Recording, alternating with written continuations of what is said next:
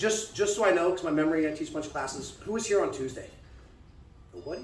Arrow. Yeah. All right. Okay. So. Oh no, I was just here for striking. I didn't say for never mind. Nobody was here. Well, we'll stick with the game plan tonight since it's offense. So, Kesa Gatame, Aaron, we go down.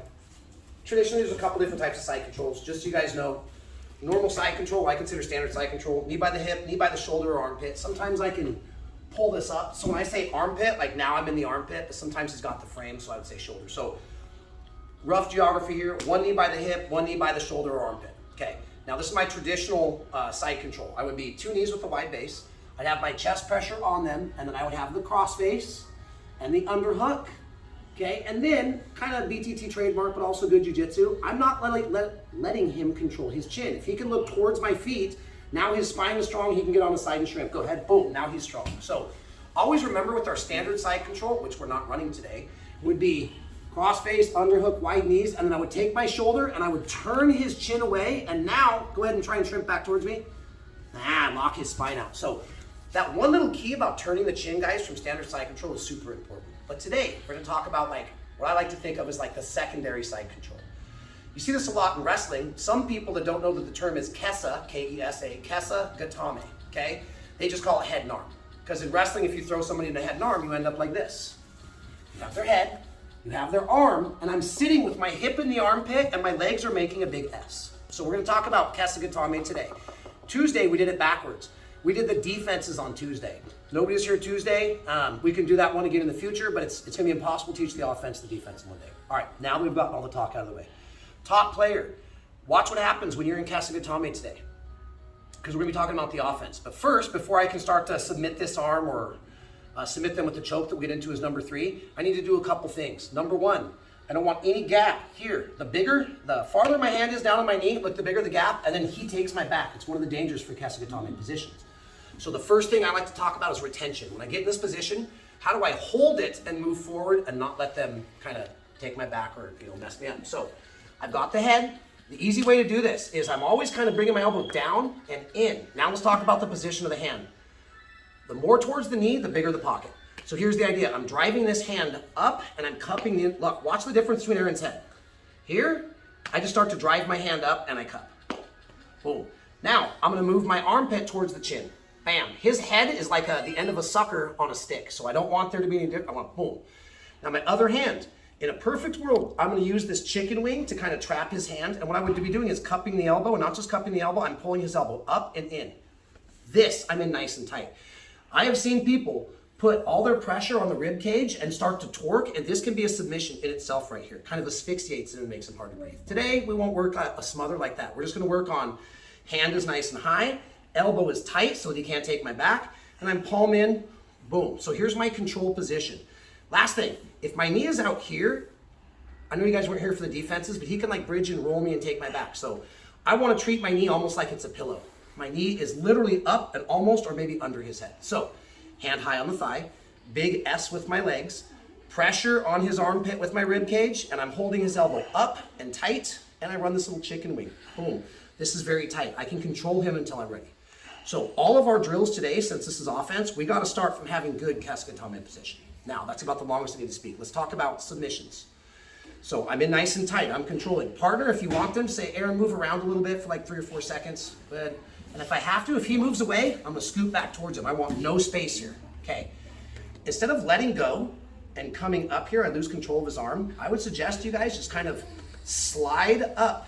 And now when I'm putting pressure, I'm gonna go from thumb down, palm in, and I'm gonna go thumb up, palm out. This first one, and I can't predict if he's gonna let me keep a bend in his arm or out, so we're gonna run 2 scenarios. This first one, I transition from my good Kesa Gatame retention position. When I'm ready, I'm gonna slide up, grab the wrist, try to keep a bend in his arm, and this is simple. I'm gonna Americana his arm, but I'm gonna do it without arms. So we call this the Armless Americana. So when I'm ready, retention, he stops bucking, I have some time. I'm gonna slide up, grab the wrist, keep a bend in his arm, and I'm gonna push him down. Now, my foot, this front foot, is gonna hitch up in the air. I'm gonna back heel, and I'm gonna track. I wanna be over his palm. If I'm on his palm, see how that can wipe out? So I wanna be on the bone frame. So I push the arm down, I like to bring my heel back and trap it here. Why? Because if I do this, Aaron straightens his arm, and he finds that little spot out. So all that talk. I'm at my good retention, I'm kind of smashing him, holding him. When I'm ready, transition to the wrist, push it down by the top of your calf, and I'm gonna make one step. I'm gonna step up and over as I'm pushing his arm down, and I'm gonna try to connect my heel to my knee, trap the loop. I don't have to let go of this hand right away. Now, very gently on you guys will notice, especially if you have tight shoulders, okay? You tap early, train often. Don't wait for your partner. Don't get hurt to let your partner get a good drill. Now I'm just gonna start bringing this down towards the mat, nice and simple. Now, most people, when they get to here, they're gonna tap. If you got somebody with a flexible partner, there's a couple ways to finish this. Slowly, I can grab and pull his head up and kind of keep it tight. And very gently lift my hips and start to push them forward. Or if you guys aren't comfortable with that, I can trap it. I can take the back of the elbow and then just start to assist it and bring it up and in. Personally, I like lifting my hips because that allows me to hug the head and then lift my hips up and then slowly start to push my hips forward. If you want to play with them both, get one tap with my hips. Next time I refeed, push the bottom of the elbow and I'm just rotating his elbow over. Be very gentle on each other's shoulders. You know why? This attacks the rotator cuff. Rotator cuff is not very strong. We were just having a conversation on rotator cuffs, right? So last time, all the way through, control the position. If he scoots away, follow him, okay? Trap, make sure you've got no gap here. Bring the heels down. If they don't tap, you got two ways. I can finish with my hips, or I can assist with the hands, okay? Guys that are having this done to you, when it gets a little, because remember, the mechanics of the shoulder on an Americana go like this. Nothing. Kind of tight, another 1/4 of an inch. Ow, I need surgery. So please be very careful with your partners. This is the Armless Americana from Kesa Gatame. Ready? 1, 2, 3. Okay, so Aaron's down now. So we just covered Armless Americana. Let's get my head on view for this one. Okay, some people might mistakenly call this an arm bar, and I'm not going to kick you out of the gym if you do. But traditionally, an arm bar is like the American translation for Juji Gatame. Juji Gatame is usually an arm bar where at least one leg is coming across the chest. If I'm attacking the elbow, but my legs aren't across the chest, just so you guys know the appropriate terms, like we're going to show now, it's an arm lock. There's a difference between an arm lock and an arm bar, okay? So this is why if you guys hear me talking about Juji Gatame, that is some type of an arm bar where even if it's a shin in, this is still Juji. Why? Because my foot is across his chest. What we're going to show now is an arm lock because I'm still attacking the elbow, but my legs aren't across the chest. So just so you guys know, I didn't know this was a brown belt, by the way. This is why I tell you guys early so that like, you know, you're typing online, I don't know, getting in some Instagram battle with some guy. Don't call it an arm bar, call it an arm lock. All right, so now we're still sticking with our points of retention. Hand high on the thigh, knee like a pillow, legs wide in an S. And even if my hand's high on the thigh, but my shoulder's back here, it's gonna give him room to pop out. So remember, once I get in nice and tight, I'm hugging, but I gotta move my armpit under the chin. Now if I have to adjust, I can adjust. Now, if Aaron's neck was the handle of a sucker and his head is the round candy part, he can't pull his head that's this big through a little gap that's this big. So I want to control here. First one, when I slid up, I was able to keep a bend in the arm and shove it. Remember, I'm almost trying to feed it to the back of my knee. This keeps the bend. What happens a lot, if this person's ever experienced this Armless Americana and he realizes, oh crap, Chris is gonna Americana me. As I try to come down, he straightens his arm out. It's very hard to put a bend back in this arm. So watch what's gonna happen. There's really one thing I have to pay the most attention to, and that is this. The position of his thumb. Just like if I was doing an arm bar, even though this is an arm lock, just like if I was doing an arm bar and his thumb goes sideways, when I go to put pressure on his arm, he may be able to fold it in or find some play in the joint. So here's what I want to do. As I transition from my retention position, I slide back, I'm squeezing the wrist. I try to feed the Armless Americana, he straightens the arm out. I want to do my best job not to let him rotate the thumb. So I want to kind of squeeze down. I go to feed, he straightens out, no problem. Now, on this one, sidebar. If my leg is down here, the fulcrum under his elbow is not gonna work. So I need to have my knee up. The space, the width of my thigh muscle should be north of the elbow so that when I attack the elbow joint, it's got room to bend, flex, and if he doesn't tap, I'm gonna snap his arm off. It's that simple. So all this talk, retain, if they're moving, knee up high, I go to transition, he straightens his arm, no problem. Just try to keep the thumb in the air. Now watch, do not let go of this wrist. I'm gonna take the middle of my foot and put it at the end of the lever. So my foot, me personally, when I do this, my foot actually steps on my own hand. Now you thought the last one was dangerous? This one is hardcore, guys. As long as I can control the position of his thumb and my fulcrum is in the right spot, I'm gonna very gently, do not stomp on their arm. I'm gonna slowly start to push their arm to the ground When it gets a little bit tight, they're gonna tap out. Simple, this is an arm lock. It's one of my favorite ones. I run this game, and we'll talk about number 3 in a minute. I run this game on people less often now because I'm dealing with more like white and blue belts, and I consider it cheating. But you wanna talk about a solid, easy game. A lot of people in his position don't spend as much time preparing for this type of side control as they do a standard. So sometimes you gotta find the crack in the armor. Some people they keep reframing and shrimping every time. Fine, I'm gonna go to Kesa Gatame. First priority, I'm looking here, he straightens his arm, and I'm here. I slowly start to push that arm down. Boom, okay? So last time, I'm here, I'm smothering, I'm controlling the head of the sucker, I'm staying nice and tight, putting a little bit of weight on his ribs, I might even have to roll him back. I attack, he straightens the arm, keep the thumb up, keep the wrist, step, push, look for the tap, okay? Don't do this. Just slowly, boom. Last detail, you get some people that are almost double jointed in the elbows. So if I'm pushing down like this and it doesn't work, watch what I'm gonna do. I'm gonna lift my leg in the air, and now I would keep pushing for extra fulcrum. Most people, I can keep we'll call it the outside of my knee, on the ground, and this will be enough. Some people, look, see how Aaron's leg is touching here? I would just get on the ridge of my foot, lift my elbow, and push even farther. So if we need that additional leverage, do this with your leg. That's it, lift your knee up. So last time, Americana, no, here, he's still flexible, lift my knee, continue to push. Please don't break each other's arms. Have fun. Ready? 1, 2, 3. Okay, some of you guys already figured this out. Just so we're all on the same page. Kesa Gatame is a position. Change some of the spelling from Kesa Gatame to Kata Gatame. Kata Gatame is a submission. So Kesa Gatame.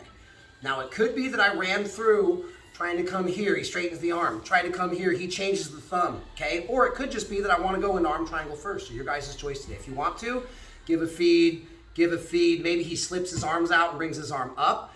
There's a couple ways I can do this. If he brings his own arm up, I can trap here and then make my C-clamp and shift the elbow. Or you guys want to do it the easy way, probably the most common, is I'm in here. Now watch, if I want to go from my control position, I remember when the first thing I talked about was chicken winging down here. I used to call it firewood carry. It's like you're carrying firewood. Even though my hand is a secondary control point on the elbow and I'm chicken winging down, the easiest way and my favorite way of the couple ways that we can get into Kata Gatame, arm triangle, from here is to do this. I keep this point of retention, I leave the elbow, I put my own hand on my chest. Now I'm gonna flare my elbow and pummel the inside, and I'm gonna hook the bottom, okay? And again, I'm always driving and squeezing the head of the sucker. Now I'm gonna do 2 things. I'm gonna push his elbow, but there's a point. Don't push his elbow towards his forehead. Push his elbow towards his chin. Now, I'm gonna be driving my hand this way, pushing his elbow towards his chin, not his temple. And now there's a head pummel. So the first thing I have to do is pummel the arm out of the way. I like to pummel in here, and then I make a quick switch. I flare my elbow, come in, cross to the chin. At the same time, I may even circle my head around. I'm gonna come here. Once I clear the elbow, if I can push it all the way over, my head can come straight down. Sometimes they start to fight me. I need some resistance right here, no problem. Circle your head. Now when I go into an arm triangle, there's a couple things that I had a coach, Pat Spate, 3rd degree black belt, BTT guy. I wanna get my head as low and tight as possible. Because, and some of you guys have ran the counters, right? Remember we ran the counters for this the other day? As I come into my Kata Gatame, I'm gonna circle my head. Now the idea is to get my head as low as possible, and I wanna get my skulls together. Why? Because his first primary, if I leave a gap, he slaps his hand, there's no more arm triangle. So when I make this shift, guys, I wanna get my head as low to the mat and skull to skull as possible, so he can't simply pummel his arm out. He's gonna have to go through additional steps. So all that talk. Come here, palm, circle, chin, down, and then immediately I'm connecting my head. Notice how I'm still pushing his arm out of the way until my skulls connect.